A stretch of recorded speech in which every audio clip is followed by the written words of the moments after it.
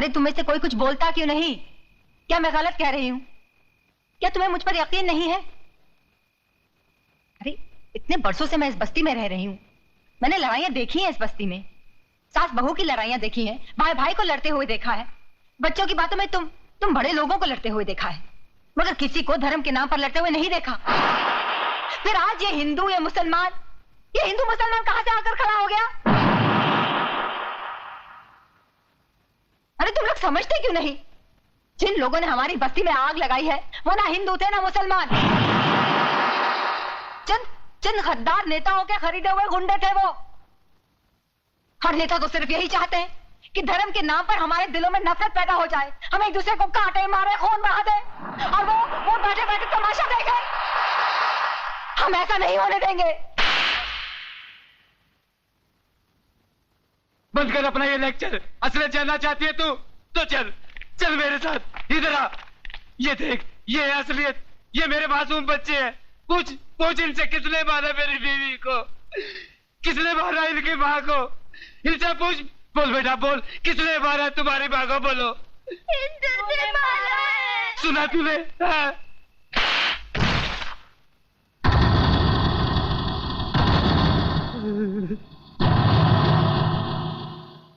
एक बात बता मेरे को, इन मासूमों को हिंदू और मुसलमान के बारे में किसने बताया? तूने? जो अपना नाम नहीं बता सकते उनको अपने माँ के कातिल और धर्म के बारे में किसने बताया? तूने? देख इस्माइल, इन मासूमों के दिल में इस बचपन से तू दुश्मनी का बीज बो रहा है। इधर आ, असलियत जानना चाहता है ना? इधर आ। कौन है? कल्याण जी। कल्याण जी भाई हिंदू है ये कौन है? ये कौन है? गंगा भाभी। गंगा भाभी। तुम्हारे बच्चे को कौन पाल रहा है? गंगा भाभी। गंगा भाभी ये हिंदू थे, इनको काय को नहीं काटा? हाँ, इधर आ, असलियत बताता हूं तुझे।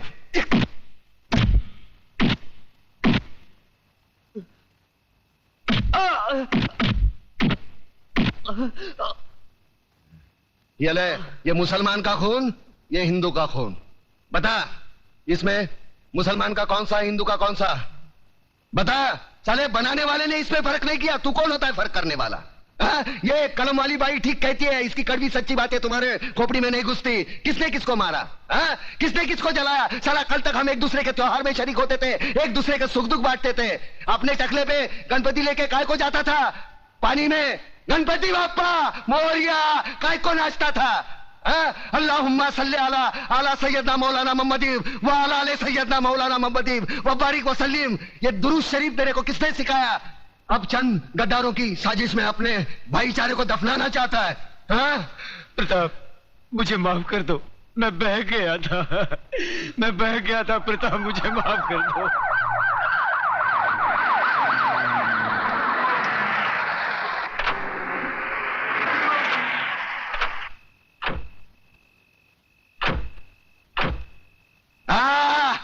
वाह, ये आए हमदर्दी जताने, साथ में टीवी वाले, प्रेस वाले, ताकि कल के अखबार में इनकी तस्वीर पहले पन्ने पे छपी हो।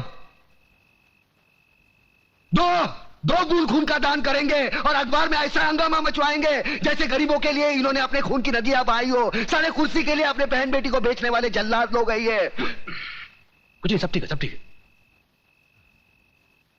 तुम्हारे नापाक कदम आगे मत बढ़ाओ, तोड़कर तुम्हारे गले में पहना देंगे।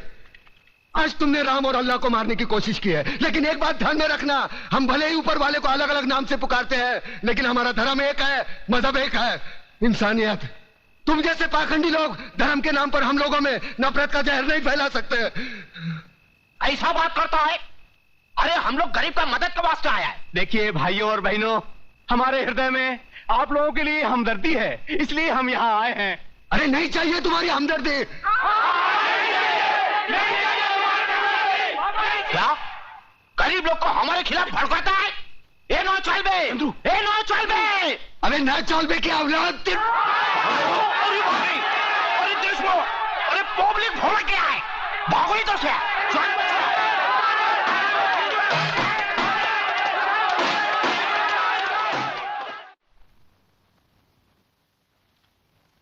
सर, इस फाइल में वो सारी रिपोर्ट्स हैं जिनसे आपको पता चल जाएगा कि इन दंगों के पीछे किन का हाथ था।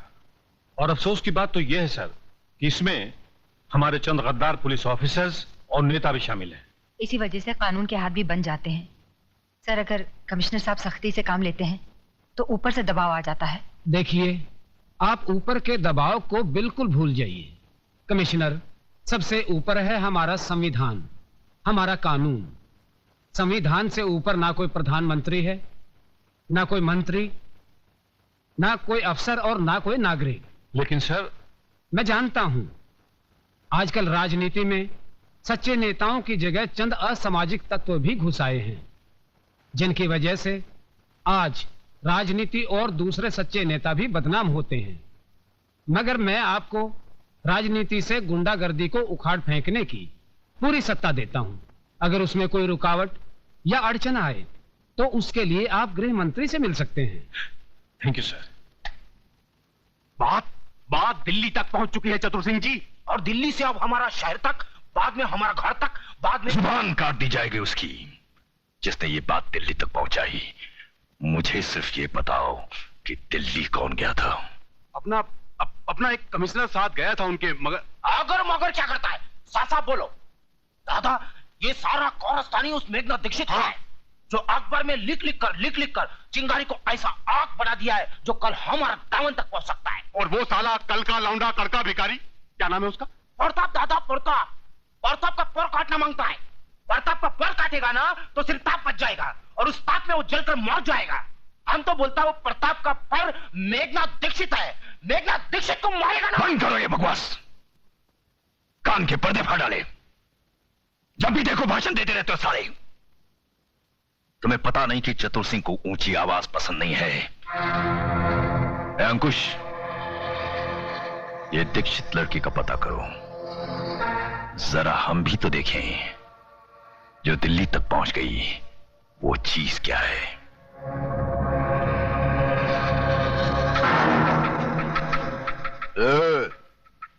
तो गया तेरा ये नाटक, बंद कर लिखना और सुन मेरी बात।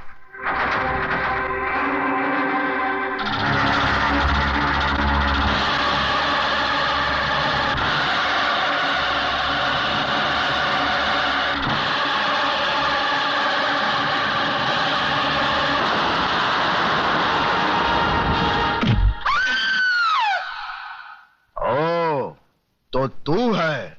हमने तो सोचा था कि इतना कुछ होने के बाद तो तू शर्म से ही मर जाएगी, लेकिन तू तो रंडी की औलाद, ज्यादा बोलेगा ना तो जबान खींच लूंगा साले।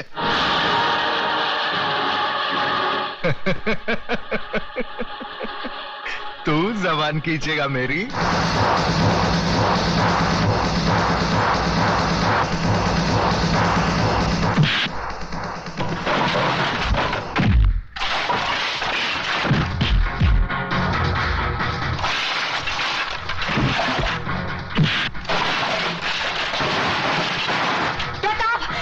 छोड़ दो इन्हें, ये बहुत खतरनाक लोग हैं। प्रताप छोड़ दो इन्हें।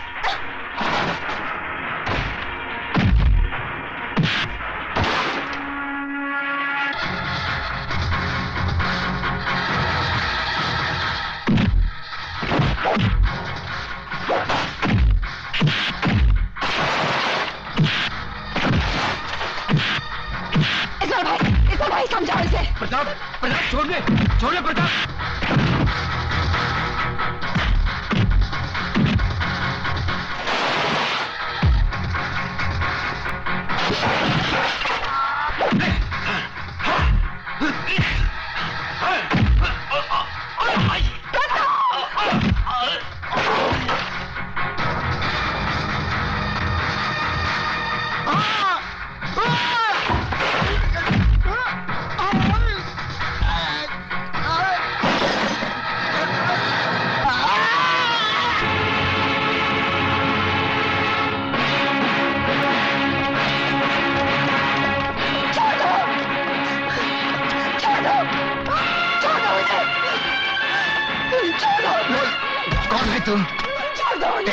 एक दो कौड़ी का गुंडा तेरे को रंडी बोलता है। कौन है तू? क्या असलियत है तेरी? कौन है तू? कौन है? होली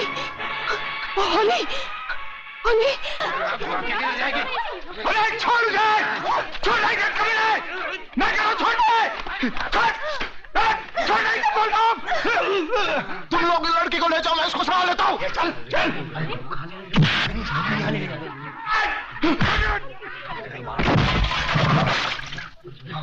कमीने,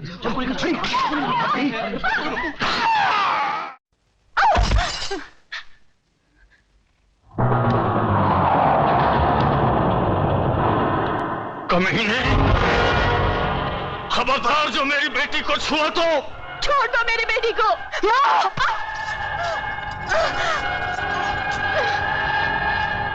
बहुत उछलता है ना अपने कलम के जोर पे, हाँ? कुछ भी लिख देता है अपने अखबार में, क्यों? लिखूंगा, जरूर लिखूंगा। अगर जिंदा रहा तो तुझ जैसे गद्दारों के खिलाफ जरूर लिखूंगा। हाँ, लिखना, जरूर लिखना। कल के अखबार में ये नाटक भी लिखना। हराम के, मैं आज तेरी आंखों के सामने तेरी इज्जत की धज्जियां उड़ा दूंगा।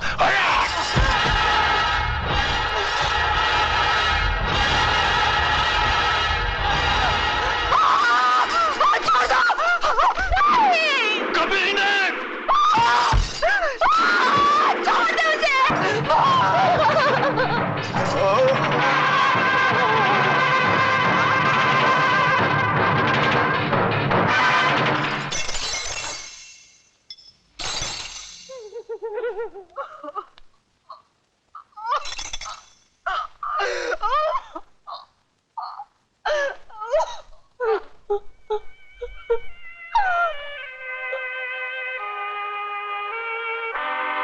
हराम के, देख लिया अपनी गलती का नतीजा। नतीजा तो तुझे मैं दिखाऊंगा हरामजादे। अब मैं तेरा जीना हराम कर दूंगा।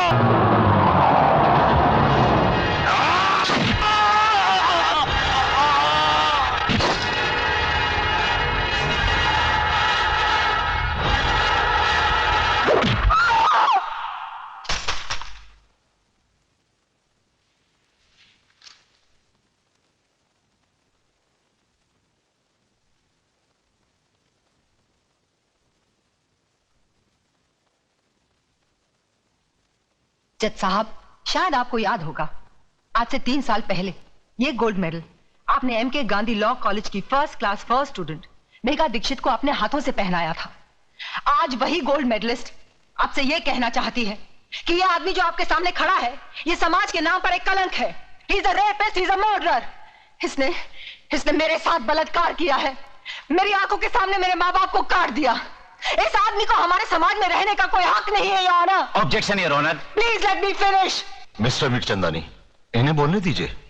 मैं जानती हूं मिस्टर मिर्चंदानी क्या कहने वाले हैं, क्योंकि कानून की सारी किताबें मैंने भी पढ़ी हैं, और मैं ये भी जानती हूं कि किताबों में जो भी लिखा होता है वो कोर्ट और कचहरी में नहीं होता। अब मिस्टर मिर्चंदानी मुझसे गवाह मांगेंगे, सबूत मांगेंगे, जिनकी खोखली बुनियाद पर यह कानून टिका हुआ है। हर ये तो उन वकीलों में से है जिनका पेशा यही है कि सच को झूठ और झूठ को सच कैसे बनाया जाए। इनका कोई भरोसा नहीं। ये तो ये भी कह सकते हैं कि उस हादसे के दिन चतुर सिंह इस मुल्क में ही नहीं था। Exactly, your honour. तो फिर देर किस बात की है? वो नकली पासपोर्ट, नकली टिकट, नकली होटल का बिल जहां चतुर सिंह ठहरा था, वो जज साहब को दे दीजिए ताकि जल्द से जल्द फैसला हो जाए। वो सारे सबूत इस फाइल में मौजूद है, योर ऑनर। ये रहे वो सारे सबूत जो इन्हें निर्दोष। Brilliant mister Mirchandani, brilliant.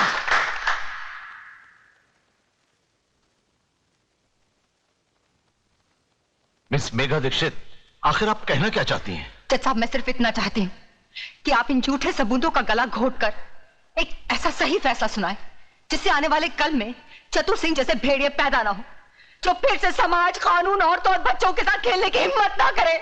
Your honour, कानून की शिक्षा में गोल्ड मेडलिस्ट होने के नाते मिस मेघा दीक्षित दलीलें तो बहुत अच्छी कर लेती है, मगर वो शायद ये भूल गई है कि अदालत में दिल छू लेने वाली दलीलें नहीं चलती। देश को बेचने वाले गद्दार, स्मगलर्स, क्रिमिनल्स का केस लड़ते लड़ते पैसों के लिए तुमने अपने आप को कानून के साथ बेच दिया है। तुम जैसे वकीलों का दिल होता है मिस्टर मिर्चंदानी। अरे तुमसे तो वो वेश्याएं अच्छी होती हैं जो बेचती जरूर है मगर अपना जिस्म बेचती हैं, अपने देश को, अपनी आत्मा को, अपने ईमान को नहीं बेचती। तुम जैसे चंद वकील इस कानून और अदालत की तौहीन हो। अरे अगर मेरा बस चले तो मैं तुम सबकी डिग्रियां छीन लूं। Miss Megha, control yourself. Control? अरे क्या कंट्रोल करूं जज साहब, क्या कंट्रोल करूं? अरे एक नारी की इज्जत लुट जाने के बाद भी अगर उसे रो रो कर अपने इंसाफ की भीख मांगनी पड़े तो शर्म आनी चाहिए ऐसे कानून को और उसके रखवालों को। मिस मेघा, यह अदालत की तौहीन है। तुम इंसाफ मांगने आई हो या छीनने? जज साहब, किसने कहा कि इंसाफ मांगने से मिलता है? अरे इंसाफ ना ही मांगने से मिलता और ना ही छीनने से। आज तो इंसाफ बिकता है, सिर्फ बिकता है। इसीलिए चतुर सिंह जैसे वैशी दरिंदे अपना सीना तान कर समाज में घूमते हैं, कानून को रुमाल समझकर अपनी जेब में रखते हैं। Your honour, miss Megha Dikshit बिना मतलब की बातें करके अदालत का वक्त जाया कर रही है, इसलिए मैं अदालत से रिक्वेस्ट करता हूं कि अदालत अपना फैसला सुनाए। अरे ये क्या फैसला सुनाएंगे, क्या फैसला सुनाएंगे? ये फैसला मैं सुनाती हूँ। तमाम गवाहों के बयानात और सबूत की बिना पर अदालत इस फैसले पर पहुंची है कि श्री चतुर सिंह जनता के सेवक बेकसूर है, इसलिए इन्हें बड़ा इज्जत भरी किया जाता है। यही है ना आपका फैसला जज साहब? मेरी बात सही निकली।